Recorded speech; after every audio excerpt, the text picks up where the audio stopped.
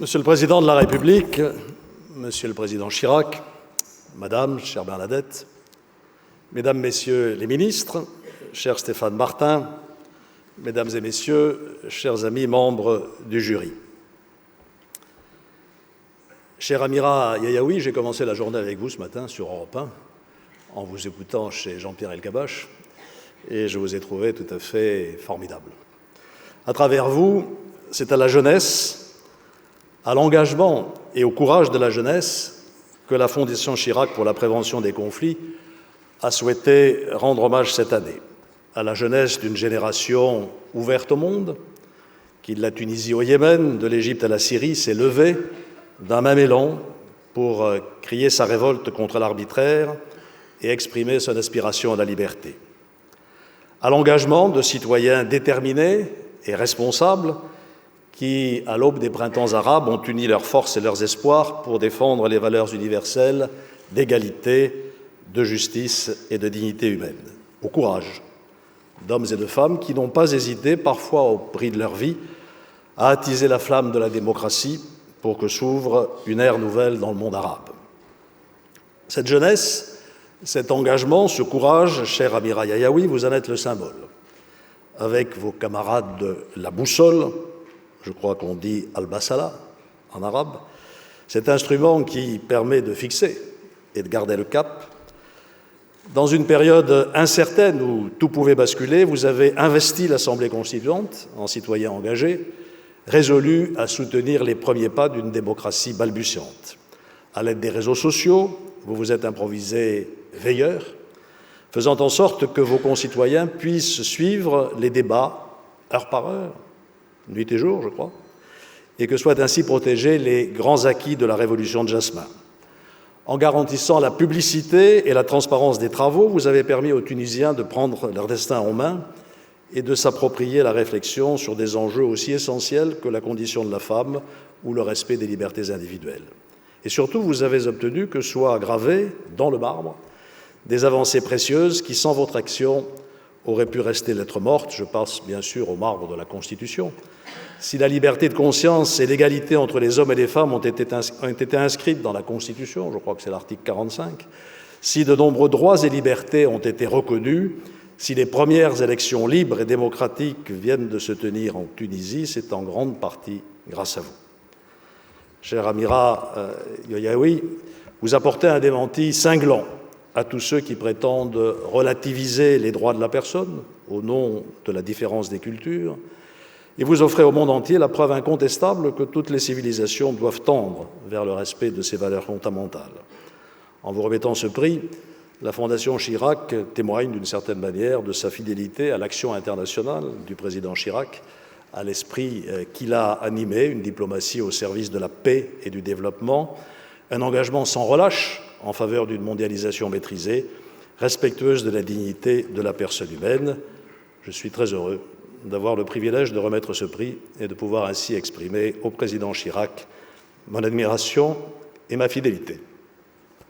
Cette cérémonie est également pour moi l'occasion d'exprimer un message d'espoir, à l'heure où le monde doute de l'avenir de la démocratie dans le monde arabe et où la tentation est grande de céder au pessimisme. Qu'a fait la France au moment des printemps arabes?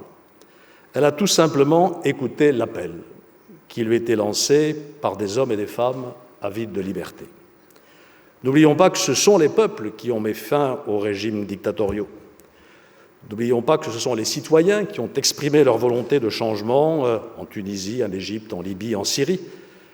N'oublions pas que, loin d'être inspirées de l'extérieur, ces révolutions sont nées de la perte de légitimité de dirigeants corrompus et tyranniques. La France, qui entretenait des liens étroits avec les pays arabes et qui, c'est vrai, n'avait pas vu venir ces révolutions, a su répondre, et c'est son honneur, à l'appel des combattants de la liberté. Faut-il regretter ce qui s'est passé ensuite? En Tunisie, grâce à des vigies tels que vous, Amira Yayaoui, le peuple a conquis sa liberté. Et lorsque celle-ci a menacé de lui glisser entre les doigts, il a su se rassembler pour éviter qu'elle ne lui soit confisquée. Sans doute parce qu'elle était déjà très en avance en matière d'éducation et de conquête sociale, la Tunisie a donné au monde un exemple de transition démocratique qu'il lui faut maintenant conforter, accompagner, avec notre aide, avec celle de l'Europe, d'un progrès économique porteur de nouvelles promesses. En Libye, en Syrie, ailleurs, au Proche-Orient, c'est hélas le chaos qui s'est installé. Pour moi qui ai consacré tant d'efforts auprès du président Chirac à trouver des solutions pour apporter la paix en Yougoslavie, ce drame est une souffrance de tous les instants. Un drame qui nous appelle à réfléchir à l'avenir du Conseil de sécurité des Nations Unies, à la mise en œuvre de ce beau droit adopté à l'initiative de la France, qu'on appelle la responsabilité de protéger, c'est-à-dire le devoir de la communauté internationale de se porter au secours des peuples opprimés par leur propre gouvernement.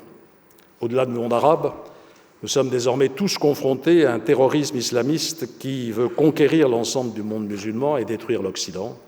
Que faire face à cette menace? D'abord, combattre les ennemis de la liberté en soutenant résolument ceux qui luttent pour les valeurs universelles auxquelles nous croyons, comme le président Hollande, et la diplomatie française continue de le faire avec détermination et persévérance. L'exemple d'Amira Yayaoui le montre, la seule réponse durable à cette idéologie de destruction, c'est d'élever le mur de la démocratie, de la liberté, de la dignité dans l'ensemble du monde musulman, c'est d'apporter notre appui à ceux qui veulent construire une réponse démocratique à la barbarie. Ensuite, mobiliser l'Europe pour élaborer avec l'ONU une politique d'appui aux pays qui sortent d'un conflit et aider ceux qui se débarrassent d'un tyran à construire un État de droit. C'est ce qui a manqué en Libye. Peut-être n'est-il pas trop tard. Dans nos propres pays, enfin, il nous faut lutter par tous les moyens contre la propagation de l'idéologie du Daesh pour protéger notre jeunesse, mais aussi pour lui offrir une alternative.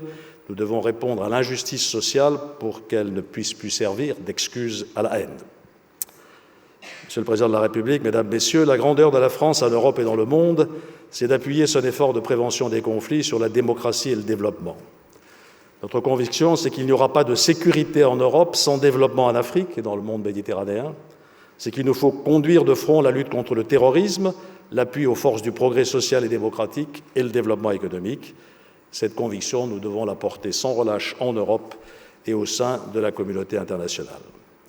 En remettant le prix de la Fondation Chirac à Amira Yayaoui aujourd'hui, je veux, au nom du jury, en notre nom à tous, lui témoigner notre admiration, l'assurer de notre soutien, exprimer le vœu que son exemple inspire à toutes les femmes du monde arabe et musulman la conviction que leur aspiration à l'égalité, à la liberté, à la démocratie et à la dignité est non seulement légitime, mais aussi compatible avec le meilleur de leur tradition et qu'elle finira par l'emporter sur l'obscurantisme et la tyrannie.